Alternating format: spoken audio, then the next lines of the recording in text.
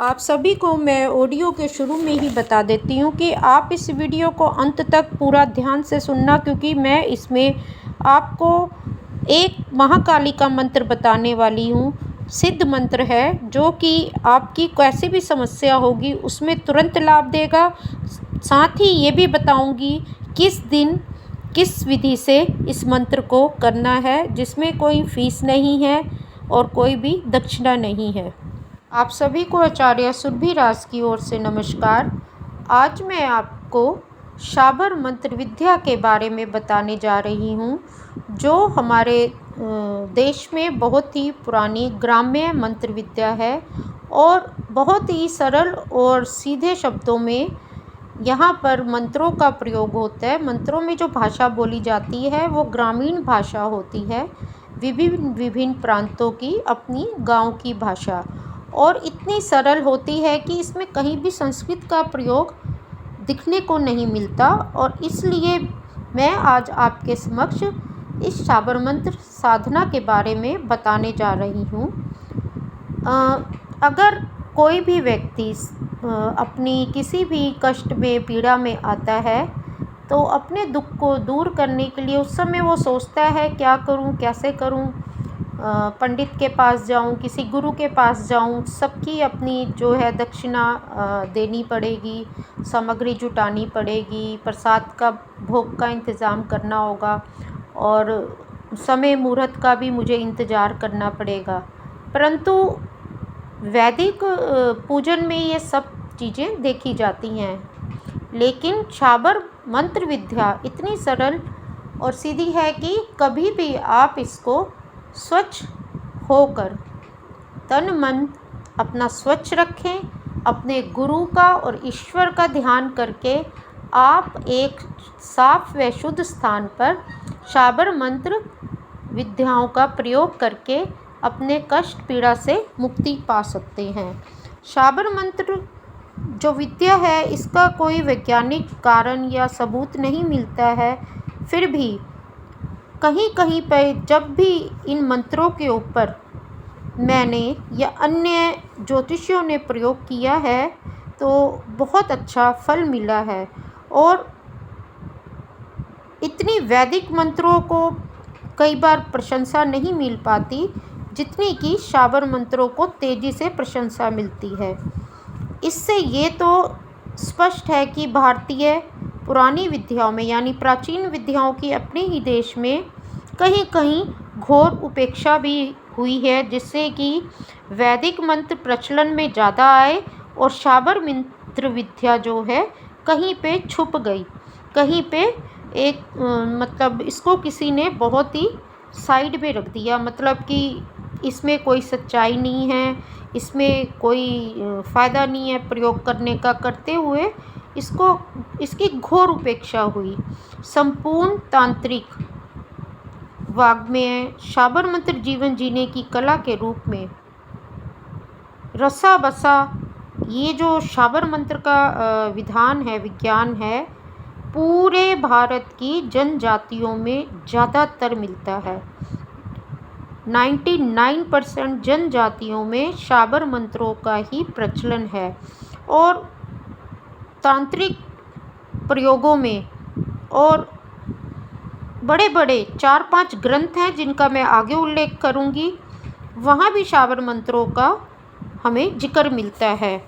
और प्रांतों में मतलब अलग अलग स्टेट्स में अलग अलग जो जनजाति है, जो उनकी निम्न जनजातियाँ होती हैं गाँवों की, उनके जीवन में ये शाबर मंत्र ऐसे रचा बचा है जैसे कि कोई कला हो, जैसे कि कोई टेक्निक हो, जैसे कि कोई आर्ट हो।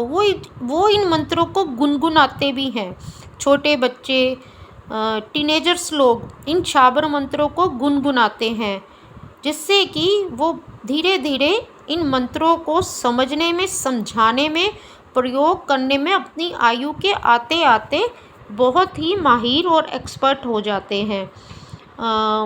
अब ये कितने पावरफुल हैं शाबर मंत्र, इसके लिए मैं आपको बताना चाहती हूँ कि गोस्वामी तुलसीदास जी ने रामचरितमानस में शाबर मंत्र जाल का महत्व स्पष्ट अपने शब्दों में स्वीकार किया और एक बहुत ही बड़ा रहस्य उन्होंने खोला कि शाबर मंत्रों के जो मतलब जिसको कहते हैं कि शुरू करने वाले शिव पार्वती हैं। जब एक बारी कैलाश पर्वत पर दोनों अपना जो है बातचीत कर रहे थे ज्ञान संबंधित, तब जाके कुछ ज्ञान जो माँ पार्वती ने जब उनसे पाना चाहा और उन्होंने कहा भी जन कल्याण कैसा हो और सरल साधारण भाषा में हो, कुछ ऐसा बताइए। तब कहीं जाकर भगवान शिव ने माँ पार्वती को शाबर मंत्रों के बारे में बताया और षट कर्मों में इनका क्या प्रयोग होगा जो मानव जाति है उनके ऊपर, और वो इसको कैसे प्रयोग करेंगे। ये तुलसीदास ने रामचरितमानस में ही रहस्य खोला है। जैसे कि कली बिलो की जगहित गिरजा, शाबर मंत्र जाल जिने सिरजा, अनमिल आखर अर्थ न जापू, प्रगट प्रभाव महेश प्रतापू। ये शाबर मंत्र है और ये उनके द्वारा रचित रामायण में ही है, और जिसमें कि साफ कहते हैं कि ये तो शिव पार्वती के मेल का ज्ञान है। शिव पार्वती शाबर मंत्र के बारे में ही बोल रहे हैं। इससे आगे मैं आपको क्या कहूँ, आप तुलसीदास जी की रामायण अगर पढ़ पाते हैं तो उसमें ये मंत्र आपको ज़रूर मिलेगा। तुलसीदास ने शाबर मंत्रों की यह विशेषता भी स्पष्ट रूप से व्यक्त कर दी कि इन मंत्रों के शब्द संयोजन की ना तो कोई व्यवस्था है, ना कोई अर्थ का महत्व है, साथ ही साथ इनके जप करने का भी कोई औपचारिक विधि विधान नहीं है। जैसे कि मैंने आपको कहा कि जब भी ज़रूरत हो, जब भी कष्ट आए, आप तभी एक स्वच्छ स्थान पर ये शाबर मंत्र साधना शुरू कर सकते हैं। शाबर शब्द शबर से बना है। शबर का अर्थ है किरात, और किरात की जो वेशभूषा धारण करते हैं वो हैं भगवान शिव, और उन्होंने ही जब वो किरात के वेशभूषा में पृथ्वी पर विचरण कर रहे थे तभी उन्होंने शाबर मंत्रों की रचना की। और किरात वेशधारी शंकर और अर्जुन का युद्ध प्रसंग भी महाभारत में आप पढ़ सकते हैं। अतः ये भी माना जाता है कि तभी से शाबर मंत्रों का प्रचलन है। यह भी संभव है कि शाबर मंत्र महाभारत युग से भी पहले से चले आ रहे हैं। किरात वेशधारी शिवजी द्वारा उन्हें पुनर्जन्म प्रदान किया गया था। इससे यह स्पष्ट है कि शाबर मंत्रों का समाज में प्रचलन काफ़ी समय से, प्राचीन समय से होता आ रहा है, और महाभारत काल का समय या उससे पहले के समय से ये प्रचलित है। शाबर मंत्रों में व्याकरण का दोष नहीं माना जाता और भाषा शास्त्र की भूलें एवं भाषा के नियमों से परे यह मंत्र जाल अपनी अद्भुत लय बोली का एक प्रवाह में है तथा प्रभावशाली जब्त जाल होता है। जैसे कहते हैं ना शब्दों का जाल जिसे कहते हैं, तो वैसे ही इसमें इन शाबर मंत्रों में जो शब्द प्रयोग होते हैं तो वो एक ग्राम्य भाषा के शब्द जाल की तरह होते हैं। यह शाबर मंत्र 4 प्रकार के माने गए हैं: वैदिक, पौराणिक, तांत्रिक, शाबर। एक अन्य प्रकार जो डामर तंत्र के नाम से भी इस श्रेणी में आता है। डामर मंत्र और शाबर मंत्र के विषय में बताया जाता है कि कलयुग के जीवों पर दयावश भगवान शंकर ने इन मंत्रों को किलित नहीं किया, इसलिए थोड़ी भी साधना का अल्प प्रयास से ही मंत्र सिद्धि का फल प्राप्त हो जाता है। किसी भी मंत्र साधना से पूर्व गुरु दीक्षा तो आवश्यक है ही। अतः अपने अपने कम्युनिटी, अपनी अपनी जनजाति, अपने अपने जो संप्रदाय होते हैं, कुटुंब होते हैं, आचारों का पालन अवश्य करें। जैसे कि आपका जो कुल गोत्र है ना, आपकी जो कुल देवी है, कुल देवता हैं, तो आपके जो गुरु रहे हैं और जो आपके कुल देवी देवता होते हैं, जैसे माता पिता, दादा दादी, आपका कौन सा गांव, वहाँ का क्या रीति रिवाज है, तो इन चीज़ों का थोड़ा सा आप विशेष ध्यान रखें।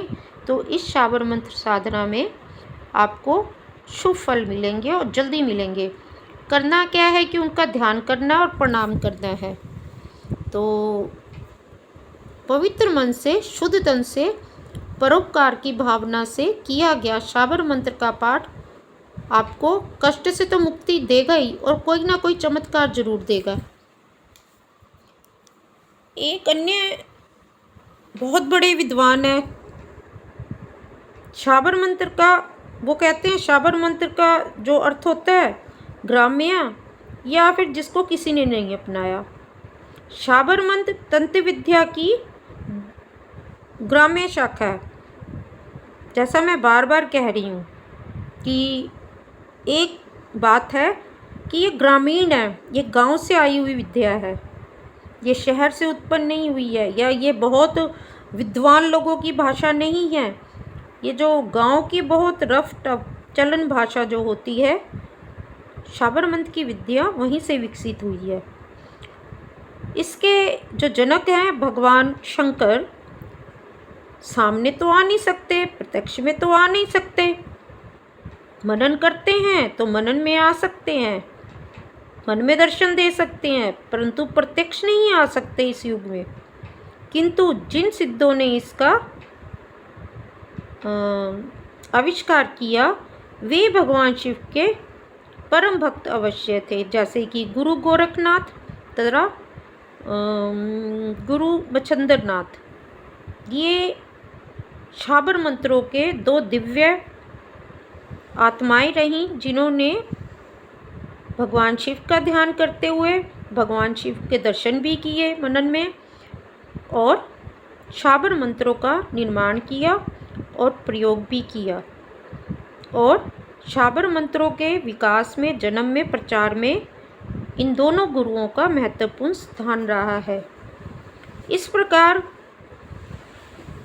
ये दोनों साधक, शाबर मंत्रों के गुरु, अपने जो इन्होंने तपस्या की, जो तप किया, तो बहुत ही अभूतपूर्व, जिसको कहते हैं ना कि जो सोच भी नहीं सकता, प्रभाव से भगवान शंकर के समान आज पूजनीय माने जाते हैं।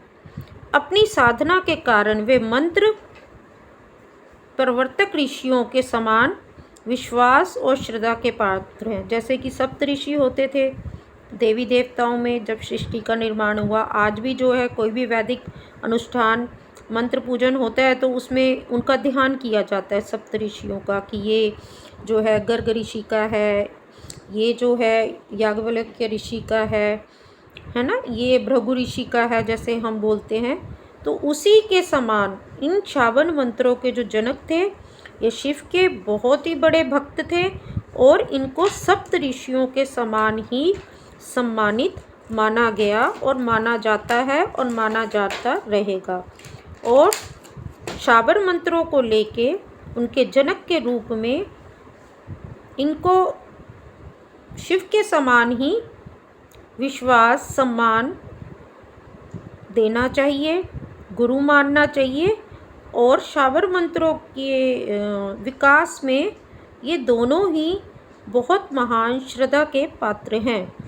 इस प्रकार आगे चलकर सिद्ध व अन्य संप्रदाय व परंपरागत मंत्रों के मूलभूत सिद्धांतों को लेकर बोलचाल की भाषा के इन मंत्रों को शाबर मंत्रों का स्थान दिया गया। गोरखनाथ, हनुमान, कामाख्या देवी, भैरवनाथ, अन्य देवों के उल्लेख वाले शाबर मंत्रों में आन, श्राप, श्रद्धा और कहीं कहीं धमकी जैसे शब्दों का प्रयोग भी बहुत ज़्यादा मिलता है। साधक याचक होता ही है और अपने देवता को सब कुछ कहता है, क्योंकि याचक है, उसी से सब कुछ करवाना भी होता है, अपनी पीड़ा भी कहता है। और फिर जो है वो कहता है अब मेरी पीड़ा तो सुन ली, अब मेरे लिए कुछ अच्छा करो, मेरे को इस पीड़ा से मुक्ति दो। और सबसे हैरानी की बात यह है कि उसकी ये आन भी काम करती है। आन का अर्थ सौगंध है। सौगंध और शपथ का प्रचलन तो आज भी है। जब न्यायालय में कोई बयान देता है तो वो क्या कहते हैं कि याचक, मैं गीता को साक्षी मान के या गीता की सौगंध खाकर कहता हूँ कि जो कुछ कहूँगा सच सच कहूँगा। यह शब्द न्यायाधीश के सम्मुख कहने होते हैं। वास्तव में ये शपथ का प्रारूप शाबर मंत्रों जैसा ही है। भारत के एक बड़े क्षेत्र में बोली जाने वाली भाषा हिंदी है, इसलिए शाबर मंत्रों पे हिंदी का बहुत ज़्यादा अधिकार है। इन मंत्रों में शास्त्रीय मंत्रों की भांति ऋषि, छंद, बीज, शक्ति, कीलक और देवता 6 अंक की योजना भी नहीं होती। और यही इन शाबर मंत्रों की विशेषता और अच्छी बात है। बहुत सीधे सरल ग्राम्य भाषा है हिंदी भाषा में, स्पष्ट सीधा सीधा। इन अंगों का वर्णन मंत्र में स्वतः निहित होता है। और ऐसा नहीं है कि यहाँ पे ये 6 जो विधियाँ हैं अगर नहीं हैं तो ये उसके बिना नहीं, ये शब्दों के अंदर ही जो पूजन, वैदिक पूजन अनुष्ठान के जो 6 अंग है वो इन मंत्रों के अंदर ही समाहित हैं। बहुत सीधी सरल हिंदी भाषा, ग्राम्य भाषा और वैदिक सनातन धर्म की जो पूजा मंत्र साधना होती है वो 6 अंग जिस तरीके से वहाँ आह्वान, कीलन होता है, देवता का होता है, छंद होता है, ऋषि होता है, बीज शक्ति किसने बनाया, कैसे इसमें क्या शक्ति है, मंत्रों की डिटेल होती है, वो सब ऑटोमेटिकली इनके अंदर समाहित है बहुत सीधी सरल भाषा में। कई मंत्रों में उनके जो उपदेष्टा ऋषि जैसे गोरखनाथ, सुलेमान, हनुमंत, वीर आदि नाम होते हैं। कई मंत्रों में केवल गुरु शब्द से काम चल जाता है और मंत्र के अंदर में लगाए जाने वाले पल्लव अर्थात शब्द साचा, पिंड कांचा, फूरो मंत्र, ईश्वरो वाचा, इस वाक्य से ही मंत्र शक्ति का समापन हो जाता है। असल में इस वाक्य का एक गहरा वेदांतिक भाव भी है। शब्द सत्य है, नष्ट नहीं होता। ये पिंड देह अनित्य है और कच्चा है। हे मंत्र, तुम ईश्वरीय वाणी हो, तुम ईश्वर के वचन से प्रकट हुए हो। इसी प्रकार के या इससे मिलते जुलते शब्द शाबर मंत्रों में पल्लव होते हैं।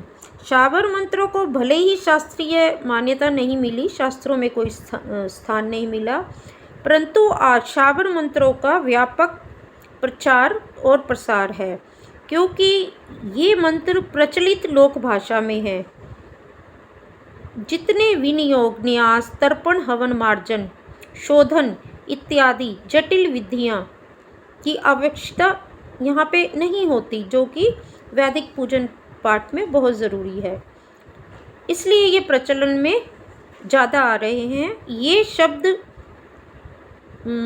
शाबर मंत्र विद्या के जो शब्द हैं साधारण लगने वाली विधि से अपने कार्य की सिद्धि में बहुत सफल हैं और वशीकरण, मोहन, उच्चाटन आदि षटकर्मों, रोग निवारण, प्रेत बाधा शांत करने जैसे शास्त्रीय प्रयोग भी जब तुरंत फल नहीं दे पाते वैदिक शास्त्रों के अनुसार की गई विधि से, तब यही षटकर्मों में शाबर मंत्र बहुत ही अच्छा और पूरा काम करके दिखा देते हैं।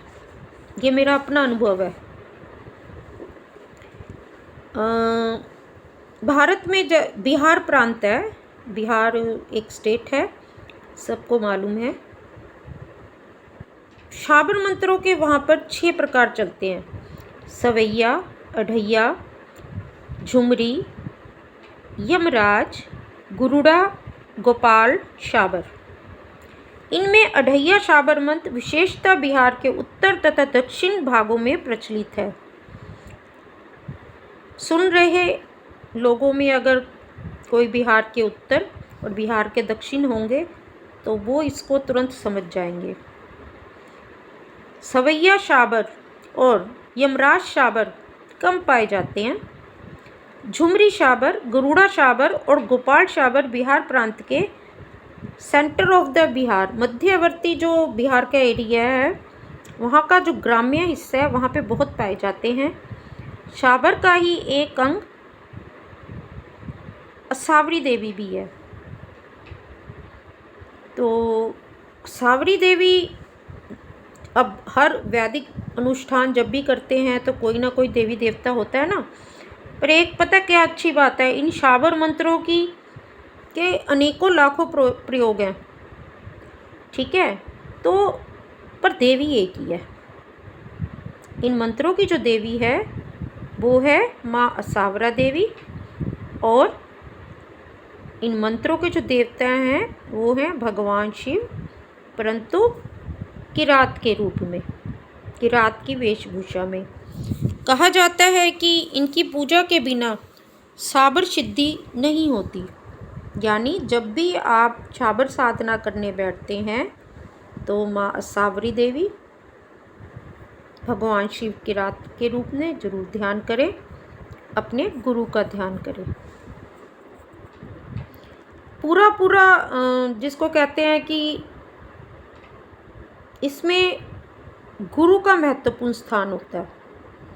यानी कि व्यक्ति जो है, जो भी बोल रहा है अपनी भाषा में, सीधी सरल भाषा में, वो यही बोलता है कि मैं तो जो भी बोल रहा हूँ, मैं तो अपने गुरु और ईश्वर जो भी हैं उनके समक्ष बोल रहा हूँ। तो इसलिए अगर आप देखें तो गुरु का महत्व यहाँ पे बहुत होता है।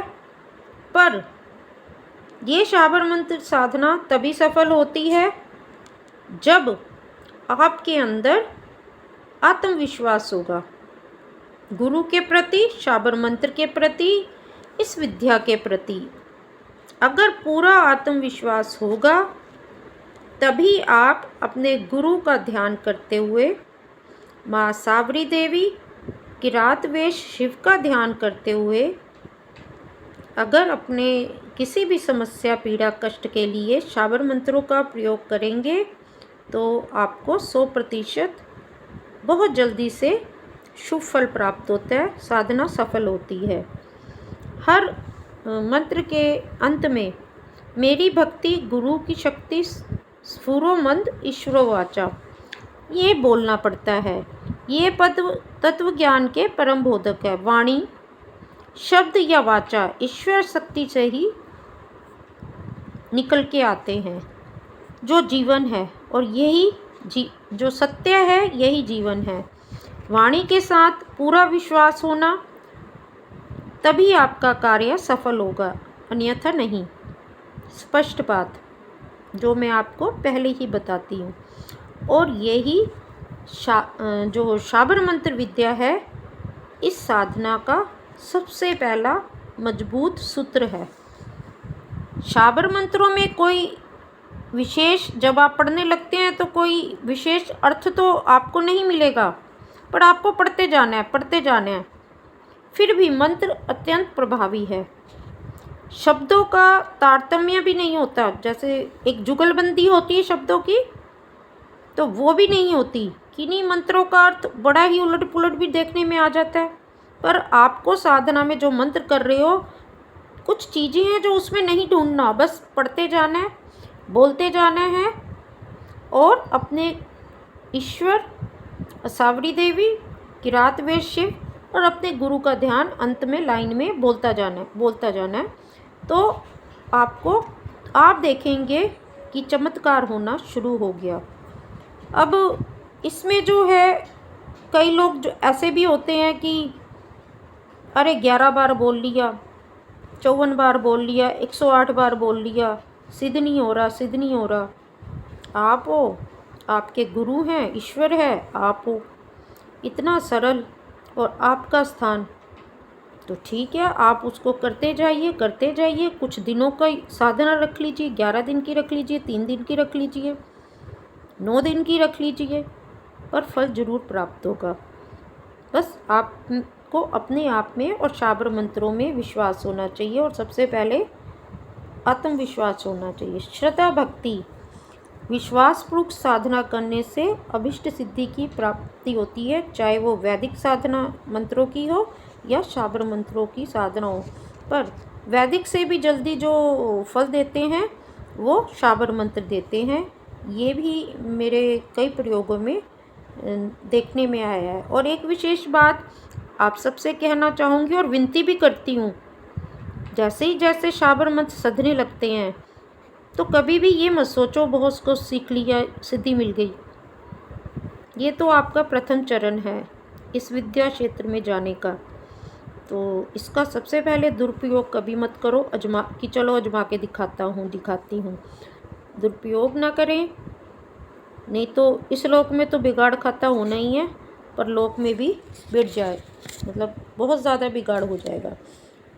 इन मंत्रों की सीमा भी होती है, तो उससे बाहर भी नहीं जाना चाहिए। और कभी भी इसमें जो है बहुत ज़्यादा अभिचार कर्म होते हैं, उनके चक्रों में नहीं आना चाहिए।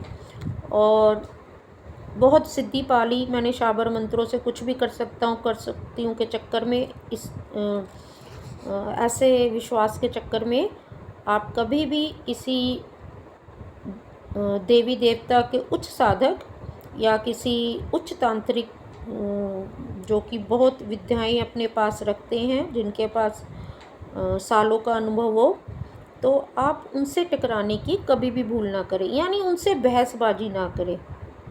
क्योंकि सबसे सच्चे साधक की पहचान ही वो ये है कि उसको पता है किसके सामने कब क्या बोलना है और किसके आगे नतमस्तक नज़र नीची करके हाथ जोड़ने हैं। तो आपकी साधना में 4 गुना और भी शुभ फल प्राप्त होगा और बढ़ोतरी भी होगी। क्योंकि जो सच्चे साधक, उच्च श्रेणी के साधक, उच्च श्रेणी के जो तांत्रिक होते हैं, इनका कोई मोल नहीं होता, ना ये अपना मोल चाहते हैं। इनका मोल सिर्फ होता है इनका सम्मान।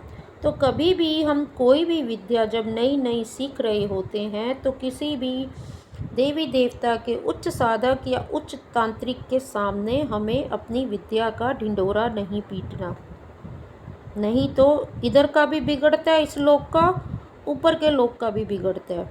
तो बहुत ही सावधानी पूर्वक और सम्मानीय रूप में आपने इन मंत्रों का सदुपयोग अपने गुरुदेव की अनुमति से करना है और सदैव लाभ तो मिलेगा ही मिलेगा, और जो पुण्य प्राप्ति होगी उसके भी आप स्वयं भागी होंगे। आज के लिए इतना ही। आगे मैं आपको शाबर मंत्र साधना के महत्वपूर्ण तथ्य, शाबर मंत्र साधना के लिए कौन से वस्त्र, आसन, माला आदि का प्रयोग होना चाहिए, और जब आप जप करते हैं तो उसका समापन कैसे करें, कामना सिद्धि हेतु शाबर मंत्रों का कैसे प्रयोग करें, यानी कि आप क्या इच्छा रखते हैं, है ना। इच्छाएं अलग अलग होती है ना। जैसे कोई कहता है धन चाहिए जी, कोई कहता है मेरी तो संतान नहीं हो रही, 10 साल 5 साल 20 साल हो गए। कोई कहता है जी विद्या नहीं मेरी सही हो पा रही, जो मैं विद्या चाहता हूँ, या विदेश में विद्या प्राप्त करना चाहता हूँ, या विदेश से व्यापार बढ़ाना चाहता हूँ, या फिर किसी को राज्य सरकार से दंड का भय होता है, या राज्य सरकार का दंड उसे मिल चुका होता है, उससे मुक्ति पाना चाहता है, या उसको कहीं भी तीनों लोक में किसी शत्रु का बाधा का खतरा होता है तो उससे मुक्ति पाना चाहता है, या उसको कोई ऐसी इलाज बीमारी हो गई होती है जिसका साइंस में भी विज्ञान में भी कोई इलाज नहीं है, या फिर कोई ऐसा अनिष्ट ग्रह दशा या देवी का विधन, कुल देवी का विधन, कोई दोष श्राप है उससे मुक्ति चाहता है, या कोई अपने भविष्य को जानना चाहता है, या कोई व्यापार में लाभ और नौकरी में उन्नति चाहता है। भाई मन वांछित मुझे बॉस मिले, मुझे जॉब मिले, और मन वांछित मेरे को सैलरी मिले। और कोई चाहता है जी मैं तो जीते जागते ही भगवान के दर्शन कर लूँ। तो ऐसी कामना सिद्धि के लिए कौन से मंत्र प्रयोग करने चाहिए आपको, किस विधि से, इसके बारे में मैं आगे के आपके वीडियो में बताऊंगी। और शाबर मंत्र जब आप करने लगते हो तो इसमें विशेष क्या ध्यान रखना चाहिए आपको, ये बताऊंगी। शाबर मंत्रों को कैसे सिद्ध किया जाता है बहुत जल्दी से, ये मैं आपको बताऊंगी। और इसके बाद सभी कष्टों में जो भी मनुष्य के जीवन में होते हैं उनको साधना, उनसे जीत पाना, वो मैं आपको सबसे अपने जो है आगे के भागों में बताऊंगी। इसलिए आप सभी से मैं प्रार्थना करती हूँ कि आप ज़्यादा से ज़्यादा मुझे सब्सक्राइब करें और शाबर मंत्रों की विद्या के बारे में जो मैं बताने जा रही हूँ और जो उनकी क्रियाएं प्रयोग कैसे करना है, क्या ध्यान रखना है, बताने जा रही हूँ, जो कि मैं लाइव आके बताऊँगी। तो अगर मुझे सब्सक्राइब किया होगा तो आपको जैसे ही मैं कोई भी वीडियो छोड़ूंगी आगे, और बहुत जल्दी हो सकता है कि जब ये वीडियो आप देख रहे होंगे तो उसी के 24 घंटे के अंदर मेरे अन्य वीडियो भी शाबर मंत्र को लेके आएंगे, जो कि लाइव होंगे, जिसमें मैं आपको बताऊंगी फ़ेस टू फेस आकर। तो आप ज़्यादा से ज़्यादा मुझे सब्सक्राइब करें। और अगर घर बैठ के आपको कुछ समय में एक विज्ञान, शाबर मंत्र विद्या जैसा विज्ञान के बारे में पता चलता है तो आपको ज़रूर जानना चाहिए, क्योंकि मैं कोई रजिस्ट्रेशन, कोई फ़ीस या मैं इसमें कोई ये नहीं कह रही कि इतना देखोगे तो ये आपको पे करना है।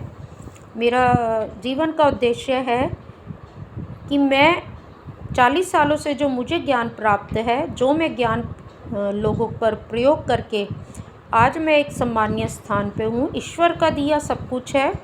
मेरी संतान भी आज एक बहुत उच्च स्थान पर है। तो जैसे मैंने अपने जीवन में सफलता पाई, जैसे मैंने आज हज़ारों लोगों को उनके उच्च स्थान पर पहुंचाया, कैसी दयनीय अवस्था में वो मेरे पास आए थे, कभी उनके ऊपर जो है न्यूमरोलॉजी का ज्ञान प्रयोग किया, कभी ज्योतिष का किया, कभी जो है शाबर मंत्रों का किया, कईयों पे वैदिक सनातन धर्म के अनुसार प्रयोग किए। तो आज मेरे पास अपना अनुभव है और वो अनुभव मैं आप लोगों से बांटूंगी।